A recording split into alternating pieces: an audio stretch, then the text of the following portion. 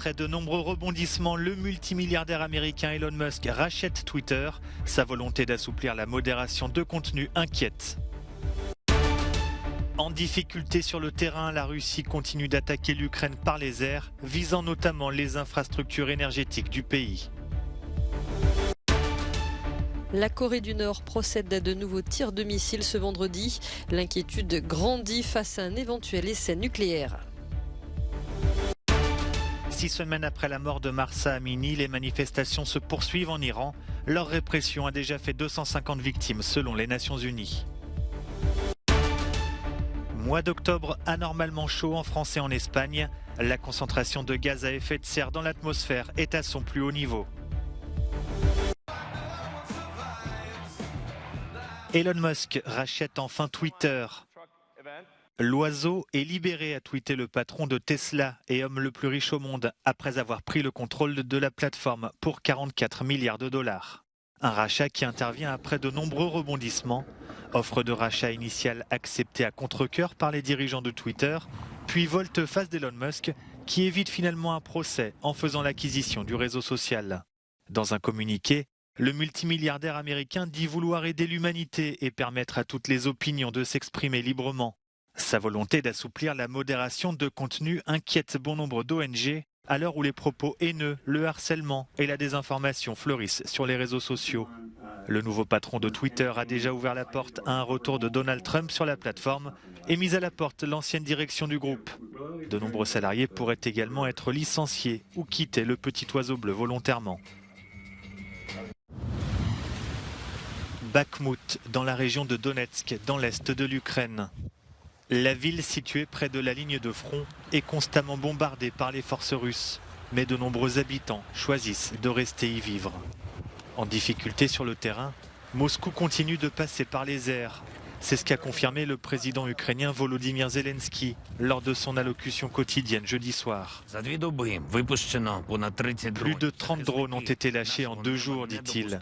Les défenseurs de notre ciel ont empêché les vautours de l'ennemi de percer à l'intérieur du pays et ont abattu 23 drones Shahed. Un missile aérien guidé KH-59, 2 hélicoptères d'attaque KA-52 et un avion d'attaque Su-25 ont également été détruits. Ces derniers jours, la Russie a effectué 4500 frappes de missiles et plus de 8000 raids aériens. Mais nous nous battons et nous en abattrons davantage.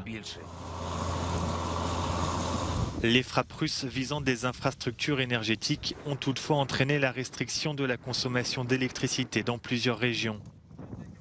Au sol, les forces ukrainiennes profitent d'un système de déminage efficace pour s'enfoncer dans les territoires repris à l'armée russe.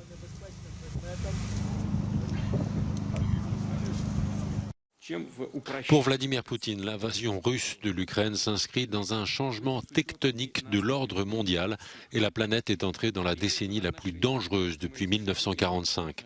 Le chef du Kremlin a exprimé son point de vue lors d'un forum de discussion sur le rôle de la Russie dans le monde. La période historique de domination sans partage de l'Occident touche aujourd'hui à sa fin.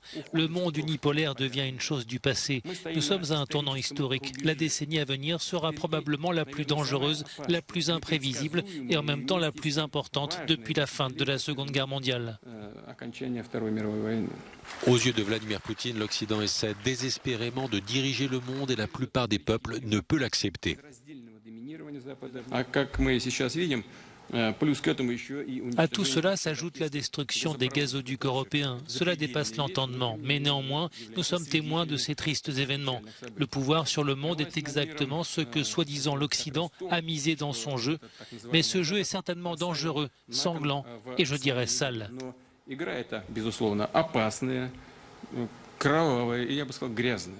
Le conseiller du président ukrainien Mikhailo Podolyak estime que le président russe voit la réalité dans un miroir inversé. Mikhailo Podolyak ajoute par ailleurs que celui qui sème le vent récolte la tempête et que la tempête approche. De leur côté, les États-Unis relativisent la menace russe en la comparant aux défis durables que leur pose la Chine. La stratégie nationale de défense considère la Russie comme une menace aiguë. Nous avons choisi le mot aigu avec soin. À la différence de la Chine, la Russie n'est pas en mesure de défier profondément sur le long terme les États-Unis. Lloyd Austin estime possible le risque d'une escalade avec la Russie et prévient qu'en cas d'attaque nucléaire, la riposte serait importante. L'inquiétude continue de grandir autour de la menace nord-coréenne. Ce vendredi, l'armée sud-coréenne a indiqué avoir détecté 2 missiles de courte portée tirés depuis la côte est de la Corée du Nord. Ces dernières semaines, les tirs de missiles balistiques se sont multipliés. Cette énième démonstration de force du régime de Kim Jong-un intervient alors que les États-Unis et la Corée du Sud poursuivent des exercices militaires conjoints. Selon Washington et Séoul, Pyongyang serait sur le point de réaliser un nouvel essai nucléaire pour la première fois depuis 2017. Nouvelle manifestation en Iran, comme ici à Mahabad, dans le nord-ouest du pays, où plusieurs centaines de personnes dénoncent le meurtre d'un Kurde par les forces de sécurité. 6 semaines après la mort de Mahsa Amini, qui a déclenché une vague de contestation, le rapporteur spécial des Nations Unies sur les droits de l'homme en Iran a dénoncé ce jeudi la brutalité du régime iranien. Nous avons reçu un certain nombre de rapports concernant plusieurs autres filles et femmes, a-t-il déclaré.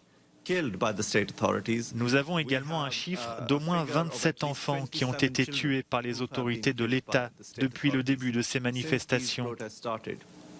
Et le chiffre global est d'au moins 250 personnes qui ont été tuées par les autorités de l'État depuis que les protestations ont commencé le 16 septembre. Selon l'ONG Amnesty International, le pouvoir iranien réprime de plus en plus durement ce qu'il considère comme des émeutes soutenues par ses ennemis.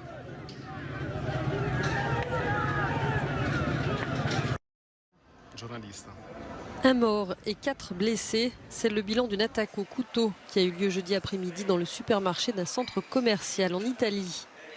L'agresseur, un Italien de 46 ans souffrant de troubles psychiatriques, a été arrêté quelques instants après l'attaque survenue en fin d'après-midi dans la ville d'Assago en périphérie de Milan.